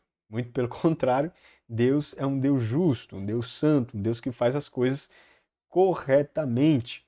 Essa dúvida que tem a respeito disso não vem da parte de cristãos. É claro que nós, como jovens, sempre nos perguntamos também a respeito desses textos, onde pessoas inocentes, vamos colocar entre aspas, pessoas inocentes morrem, cenários de guerra, cenários de destruição, cenários de julgamento, cenário onde muitas pessoas estão morrendo numa espécie de, de uma matança coletiva, né? Um cenário onde a visão é essa, de um cenário de guerra coletiva, onde um Deus ordena que certo povo morra por determinado motivo, e aqui no caso, porque Deus deu a terra aonde já era, onde eles já habitavam ao seu próprio povo. Então Deus leva um povo lá para tirar um povo onde já era onde já habitavam numa terra e colocar o seu próprio povo. Muitas das pessoas vendo esses acontecimentos, esses panos de fundos que envolvem todos os contextos de guerra, de luta, de matança na Bíblia, elas costumam a dizer que Deus é injusto, que Deus não age de forma justa por conta desses acontecimentos que a Bíblia nos revela. Porém, a gente tem que dar uma olhada, analisar a Bíblia por completo. Existe um plano definido. Desde Gênesis a Apocalipse, inclusive a Bíblia, na nossa versão, ela está de Gênesis a Apocalipse justamente para contar o plano como se fosse o plano do começo ao fim. Gênesis é o início da história, Apocalipse será o fim da história. Então, a Bíblia ela não pode ser contada interpretada, melhor dizendo, versículos isolados, textos isolados, que é o caso desses textos de guerra, desses textos de julgamento, desses textos de morte. Nós não podemos simplesmente abrir o livro aqui, pegar um livro onde a gente vê Deus ordenando para Israel matar algum determinado povo, pegar aquele texto isolado e simplesmente, nossa, como Deus é injusto, mandando matar outro povo, ou mandando tirar um povo daquela terra, porque aquela terra ele já tinha dado para aquele povo 2000 anos antes. Então, a gente não pode fazer esse tipo de leitura na Bíblia. E nem qualquer outro livro, né? A gente precisa pegar o livro, entender o seu contexto, ler do seu início e ler até o seu final, para assim nós tirarmos conclusões, interpretações corretas que não possam degrinir a imagem do livro, contradizer o autor e por assim em diante. Esses acontecimentos registrados em Juízes não são atos arbitrários de violência, como eu coloquei aqui, mas é a manifestação do juízo divino. Desde quando a gente está vendo da primeira lição, que a gente viu o contexto, viu tudo que estava acontecendo ao redor do livro de Juízes, para a gente entrar no livro de Juízes, a gente percebeu que aquele povo que habitava em Canaã era um povo que praticava tudo aquilo que era contrário à palavra de Deus. É por isso que a ordem de Deus vocês vão chegar lá, vocês vão tirar esse povo de lá. Eu não quero que vocês convivam com esse povo, eu não quero que vocês participem das orgias, dos cultos imorais que aqueles povos tinham, da adoração a Baal, a Azera e a outros deuses, aos postes sagrados. Eu não permito, eu não quero que vocês vivam dessa maneira. Vocês são o meu povo. Vocês vão ser o exemplo para todos os povos. É a partir de vocês que a santificação, que a evangelização, vamos dizer assim, vai ocorrer no mundo. Então, Deus sabia da maldade daquele povo. Inclusive, tem um texto muito interessante, isso muito para trás, para a gente só elucidar esse pensamento de se Deus é injusto ou injusto, a respeito de Sodoma e Gomorra. Sodoma e Gomorra, eles viviam numa espécie de distância espiritual de Deus, daquilo que é santo, daquilo que é sagrado, que a maldade, o texto diz que a maldade, o cheiro da maldade subiu ao altar de Deus. E aí Deus precisou agir como o padrão absoluto de justiça que Deus é. E quando a gente discute justiça, mais para frente a gente vai ver isso, e os críticos começam a falar que Deus é injusto, eles já estão invalidando o próprio sentido deles de justiça, porque Deus ele é o padrão de justiça, ele é o padrão absoluto, né? Então, quando esses críticos são críticos que dizem que Deus não existe, que são ateus e mesmo assim falam que Deus é injusto, eles já estão se contradizendo.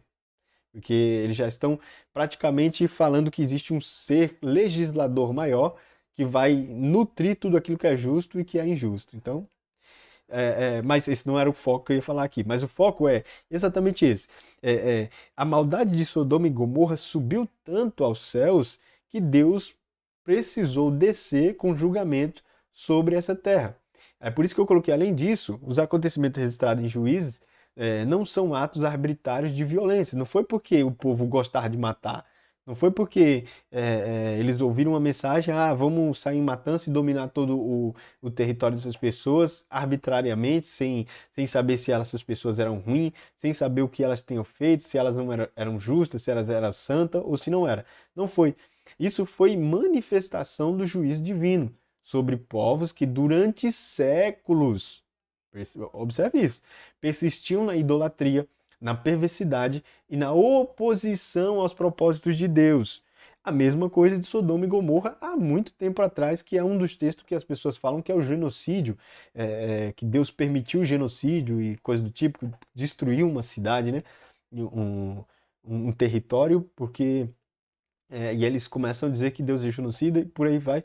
Mas o foco disso é exatamente isso.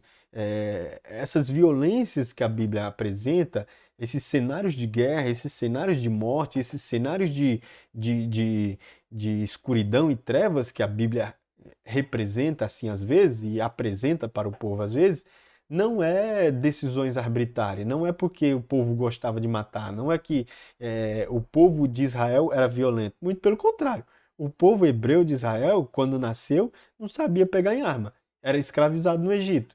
Eles aprenderam a lutar com o tempo porque Deus os ensinou, permitiu, levou eles para o meio da guerra para eles aprenderem a ser um povo de guerra. Hoje em dia é uma potência do tamanho disso aqui que nenhuma nação consegue destruir, porque ela aprendeu a guerrear, mas não é uma nação que nasceu lutando. Inclusive tem um texto é, em Êxodo, agora me fala, falta a memória o capítulo, mas que diz exatamente isso, que o povo não subiu argimentado do Egito quando eles foram para o deserto, lá ficaram tateando aquele tempo.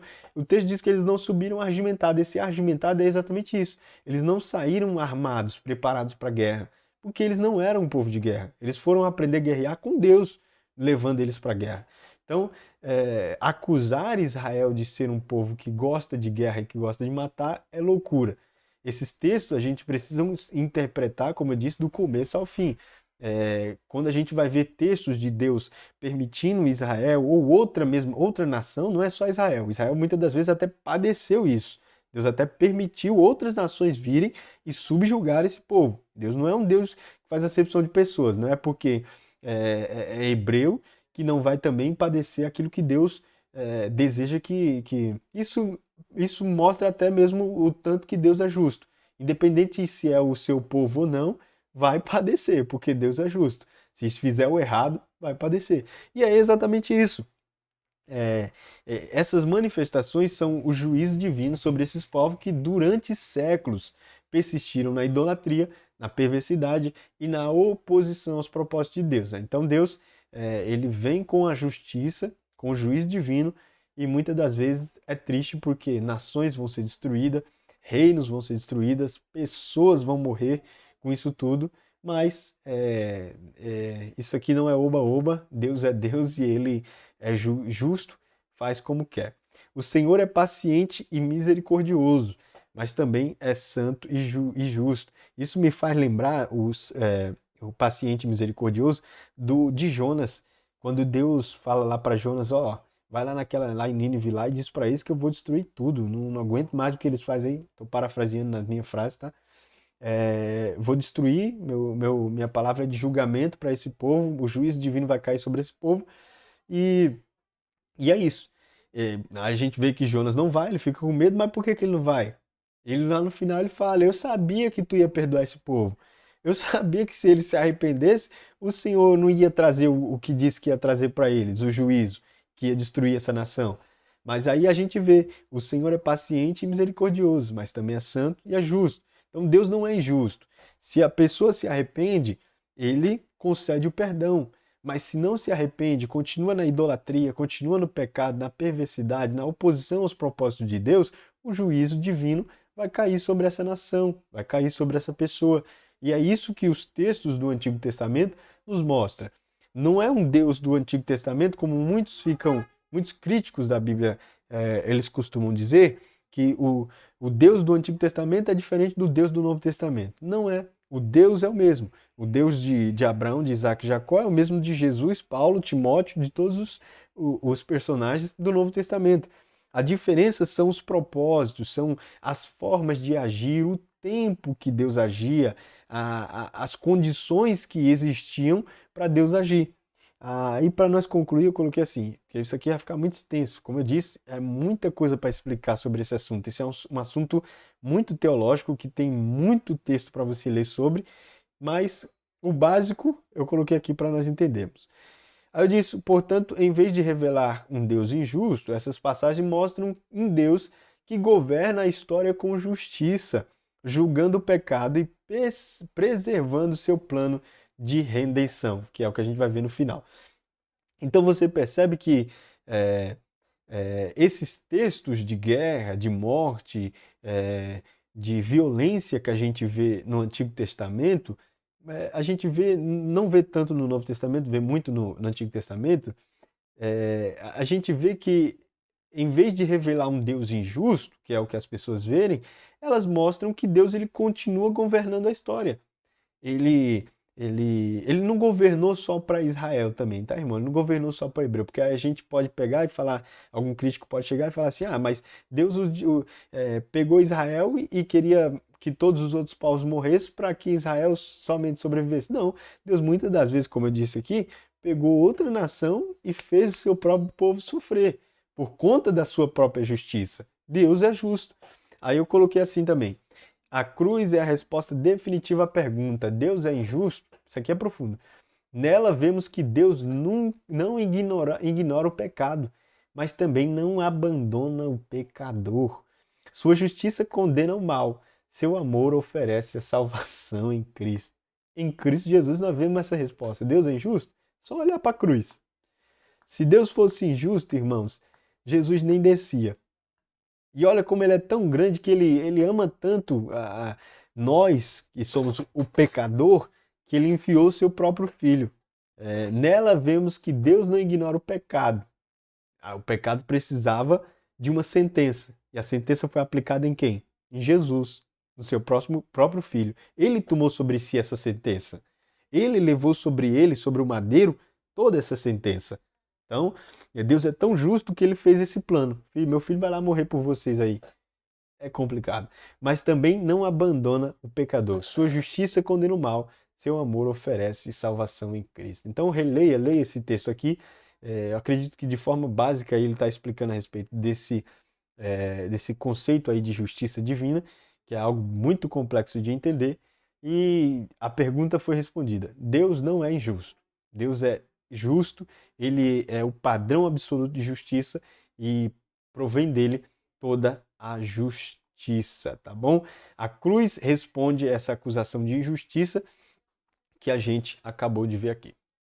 Segundo subtópico do terceiro e último tópico diz pessoas inocentes. Uma das críticas mais frequentes aos relatos da guerra do Antigo Testamento é a ideia de que Deus teria permitido a morte de pessoas inocentes. Entretanto, a Bíblia apresenta uma perspectiva diferente. As Escrituras afirmam que toda a humanidade foi afetada pelo pecado e que, diante da santidade de Deus, não existe alguém completamente justo ou inocente por seus próprios méritos. No caso de Eude, sua ação não foi motivada por vingança pessoal nem por interesses particulares. Ele atua como juiz levantado por Deus para libertar Israel de uma opressão que já durava há 18 anos. O conflito ocorreu em um contexto específico da história da redenção, no qual Deus exercia juízo sobre nações que persistiram na idolatria, na violência e na rebelião contra ele. Além disso, a Bíblia mostra que o juízo divino não recaía apenas sobre as nações pagãs. O próprio Israel também foi disciplinado quando abandonou a aliança de Deus, sendo entregue aos inimigos, levado ao exílio e sofrendo as consequências de sua infidelidade. Isso demonstra que Deus não favorece um povo por favoritismo, mas julga todas as pessoas com justiça e imparcialidade. Bom, foi o que a gente disse aqui. Essas críticas que são frequentes a esses relatos do Antigo Testamento é a ideia de que Deus teria permitido a morte de pessoas inocentes. Mas se a gente olhar numa questão teológica, Romanos 3,10, se eu não me engano, diz que todos pecaram, todos caíram e todos estão destituídos da glória de Deus. A gente precisa entender a história como um todo. Digo mais uma vez, a história como um todo. Gênesis, Apocalipse. Em Gênesis nós percebemos que o homem caiu. Adão e Eva caíram. A partir desse momento o homem ficou manchado pelo pecado. Existe a ideia de pecado original e de pecado pecado que cometemos, né? Que são consequências desse pecado original. Todo ser humano nasce com pecado. A criança de recém-nascida, ela nasce com o pecado original. Desde o ventre da nossa mãe, nós nascemos com o pecado original. Quando o homem se torna homem, a mulher se torna mulher, todos eles são acompanhados do pecado original. O que vai se suceder com a vida são as consequências desse pecado, a inclinação, esse pecado original vai trazer essa inclinação para o pecado e aí sim ele vai começar a viver uma vida de pecado ou uma vida em pecado a partir desse pecado original. Então, nesse conceito, não existe ninguém justo, não existe ninguém inocente, propriamente dito assim.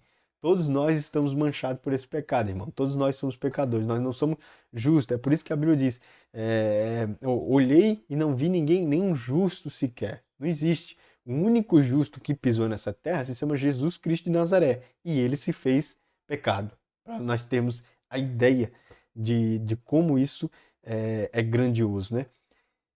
No caso de Eude, o que aconteceu ali não foi que eles iniciaram uma guerra para matar pessoas inocentes. Não. É, ele atuou como um juiz que foi levantado por Deus para libertar Israel. Israel já sofria, ele tinha pretexto para isso. Israel sofria há 18 anos. Israel estava sendo subjugado por, é, pelo rei Eglon. Israel já estava sofrendo 18 anos. Israel precisava ser libertado. Israel precisava se levantar contra esse povo, contra essa nação, para sair desse julgamento, para sair desse juízo que era divino. Foi Deus quem permitiu essas coisas acontecerem, para eles serem julgados. Então, a única maneira disso acontecer era um líder se levantar e eles conquistarem essa liberdade através do braço, através da luta, claro, com a permissão de Deus, Deus levantando Eude e entregando esse povo na nação nas mãos do povo hebreu mais uma vez, e aí o conflito foi inevitável. O conflito aconteceu, o conflito ocorreu em um contexto específico da história da redenção, na qual Deus exercia juízo sobre as nações que persistiam na idolatria, na violência e na rebelião contra ele. É exatamente como vivia os povos ali, e eles caíram sobre o juízo divino. Aí eu coloquei aqui assim: na Bíblia, o único verdadeiramente inocente foi Jesus, e foi justamente ele quem escolheu morrer pelos culpados, para que os culpados pudessem ser declarados justos diante de Deus. Então, as pessoas que ali sofriam desse julgamento divino não eram pessoas inocentes. Primeiro, por esse contexto teológico que eu falei para vocês, da ideia de que todo mundo nasce em pecado, não existe um justo sequer na terra, não existe um inocente sequer na terra, todos nós somos culpados desse pecado, nascemos com isso e só seremos libertos dessa inclinação quando Jesus voltar, e aí sim ele consumará a libertação que ele veio já iniciar nas nossas vidas, tá bom? Isso nos mostra que Deus ele julga com imparcialidade, porque é, em muitos contextos, ele não favoreceu nem Israel, que é o seu próprio povo. O próprio Israel sofreu, padeceu nas mãos de Deus porque pecou contra Deus, se afastou de Deus. Aí Deus permite uma nação vindo, como nós vemos lá no cativeiro babilônico, no cativeiro da Síria, muitos anos depois, lá em 722 a.C., e na Babilônia 586 ou 589 a.C., que Deus permite que a Babilônia venha, sitie Jerusalém, taque fogo em tudo, derrube o templo, leve os utensílios do templo que era sagrado para eles naquele tempo lá para a Babilônia, com Nabucodonosor, e assim sucessivamente. Deus também não poupou Israel. Não é porque Israel era o povo escolhido que era o povo queridinho de Deus. Então Deus julgou aquele povo também, julgou o seu povo, e isso nos mostra que Deus ele é justo, porque ele não usou de favoritismo, ele não foi imparcial, ele colocou ele não mediu com duas medidas, ele mediu com o peso certo, e também o seu povo sofreu por conta disso, tá? Vamos aqui para o nosso terceiro e último subtópico, que diz a respeito de, da revelação progressiva, que diz assim: para compreender corretamente os relatos de guerra e juízo no livro de Juízes, é necessário lembrar que Deus revelou seu plano de forma progressiva ao longo da história. Isso significa que a revelação bíblica foi sendo desenvolvida gradualmente até alcançar sua plenitude em Jesus Cristo. Além disso, muitos textos do Antigo Testamento possuem caráter descritivos, isso é muito importante, e não prescritivos. Não é porque está escrito lá que é uma prescrição médica, que as nações têm que se matar umas às outras. Não, é descritivo, está contando um fato de um tempo, de um período, num contexto que aconteceu no passado, tá bom? Ou seja, eles registram acontecimentos específicos da história da redenção e mostram como Deus agiu em determinado contexto. Não significam que essas mesmas ações devem ser repetidas por cristãos em qualquer época. Nós não viramos matador de nações, não, gente, pelo amor de Deus. No período dos juízes, Deus utilizou Israel como instrumento de juízo contra nações específicas, dentro de um momento único de seu plano redentor. Com a vinda de Cristo, porém, a revelação alcança sua plenitude. Jesus manifesta perfeitamente a graça e a verdade. Inaugura a nova aliança e redefine a missão do povo de Deus. Hoje a igreja não é chamada para conquistar territórios por meio da espada, mas para anunciar o evangelho e fazer discípulos em todas as nações. Portanto, os relatos de juízes devem ser interpretados à luz de toda a revelação bíblica, culminando em Cristo. Somente assim evitamos interpretações equivocadas e compreenderemos corretamente o propósito dessas narrativas. A Bíblia não é uma coleção de histórias isoladas, é uma única história que conduz a Cristo. Quem interpreta Juízes à luz de Jesus entende não apenas o que Deus fez no passado, mas também o que ele continua fazendo hoje por meio do Evangelho. Para nós finalizarmos esse terceiro tópico aqui, é necessário nós falarmos exatamente o que eu falei no início do primeiro tópico. A Bíblia, ela tem um começo, ela tem um meio e ela tem um fim. Ela tem um propósito, ela tem um autor, ela tem um escritor. Na realidade, ela tem um autor e diversos escritores. Se eu não me engano, são 40 escritores em ocasiões diferentes, mas o autor de fato da Bíblia é o próprio Deus. É ele quem tece cada acontecimento da história. Porque aqui, na Bíblia Sagrada, é o relato da história de pessoas que tiveram experiências com Deus. E esses relatos estão descritos aqui nas páginas da Bíblia Sagrada, se eu não me engano, 66 livros. E nesses livros, eles não são livros avulsos, que um não tem a ver com esse. Não, de Gênesis e Apocalipse existe uma ligação, existe um propósito. O propósito é revelar Jesus, é mostrar Jesus. Jesus é a plenitude da revelação de Deus. Jesus é o centro do Evangelho. Jesus é o centro da Bíblia Sagrada. Jesus é o cúmino da revelação de Deus aos homens. Jesus ele é o ápice da sua glória, da revelação. É o ápice da Bíblia. E para a gente aprender sobre ele, é necessário nós lermos a Bíblia com óculos cristocêntrico. Nós precisamos interpretar a Bíblia com óculos de Jesus. Interpretar a Bíblia como o próprio Jesus a interpretou as Escrituras no Novo Testamento a partir dele mesmo. Então, a própria Bíblia nos ensina como interpretar a Bíblia. Não com textos isoladamente, como eu já disse aqui em lições anteriores, porque se nós pegarmos um versículo e interpretarmos ele independente de outro versículo, vai culminar em uma exegese, né? Exegese é a forma correta e a exegese é a forma incorreta de se fazer exegese, né? E a gente vê que o Antigo Testamento, que é onde está mais o foco da acusação de pessoas de Deus ser injusto, de muitas outras coisas que eles acusam a Bíblia, a gente precisa ter noção de que alguns textos do Antigo Testamento, muitos deles, são textos que são de caráter descritivo. O que é isso? É de descrever, de narrar, narrativo, né? De contar um fato, uma história, algo que aconteceu no passado. Eles não são prescritivos. Quando a gente vai no médico, e é bom explicar dessa maneira, que é de forma simples, o médico ele não vai escrever naquela bula não, naquela folhinha branca onde ele receitua o medicamento que a gente vai tomar, ele não vai escrever ali de forma descritiva. Até pode escrever. Mas o que ele vai fazer ali é prescrever. Ele vai fazer de forma prescritiva. Ele vai passar um medicamento para você tomar. Ele vai prescrever um medicamento.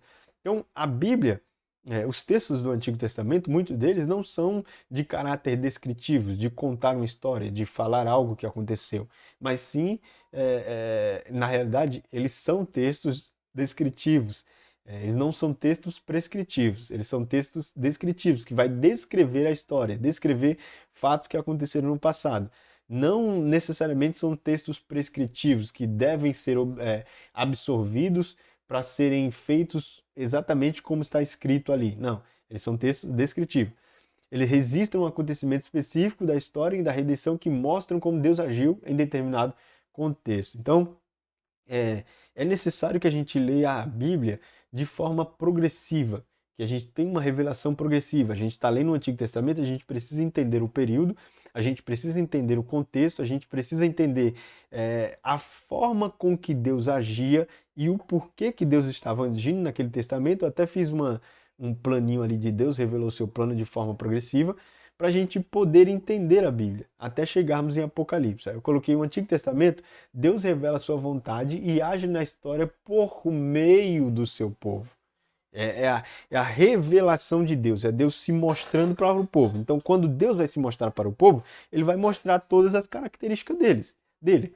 Ele vai mostrar que ele é amor, ele vai mostrar que ele é justiça, ele vai mostrar que ele é santo, ele vai mostrar todas as características deles. Ele vai mostrar tanto os atributos dele incomunicáveis como aqueles que são comunicáveis. E aí, a partir disso, ele vai estabelecer uma aliança, ele vai estabelecer a maneira com que o povo deve se comunicar, se relacionar com ele, e assim ele vai exigir essa santidade, vai exigir muitas coisas, e aí começa a purificação, a justiça de Deus sobre as nações e por aí vai, e assim nós devemos interpretar o Antigo Testamento.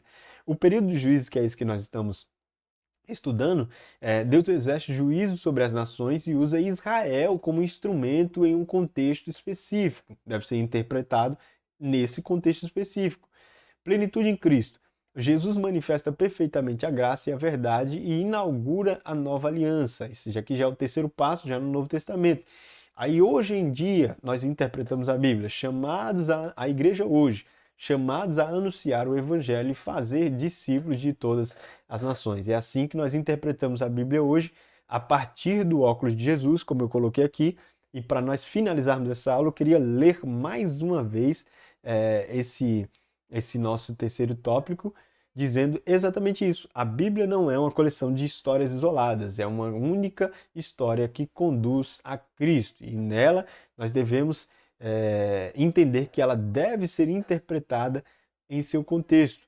A Bíblia descreve a mentira de Abraão, descreve o adultério de Davi, descreve a negação de Pedro. Ela não esconde os erros, não escolhe favorito, ela não esconde as mortes que tiveram no Antigo Testamento de nações, ela não esconde nada. Muito pelo contrário, ela coloca tudo em claro, ela coloca tudo na mesa para nós observarmos e interpretarmos ela através de Jesus também. E Jesus, ela é a chave para compreendermos toda a Bíblia. Toda a Escritura aponta para Cristo. Foi o próprio Jesus que afirmou: são elas que testificam de mim. O Antigo Testamento prepara o caminho e o Novo Testamento revela o cumprimento disso, tá bom? Meus irmãos, queria agradecer por você que veio até aqui, assistiu essa aula. Quero louvar a Deus por sua vida, pedir que você possa curtir esse vídeo, você possa deixar o seu comentário aí embaixo, a sua indicação, a sua pergunta, a sua dúvida. E eu quero te pedir também, pega o link desse vídeo, manda lá no grupo do WhatsApp, me ajude a compartilhar a palavra de Deus, ore pela minha vida, agradeço por tudo, deixe seu comentário, até a próxima, valeu, tchau, tchau.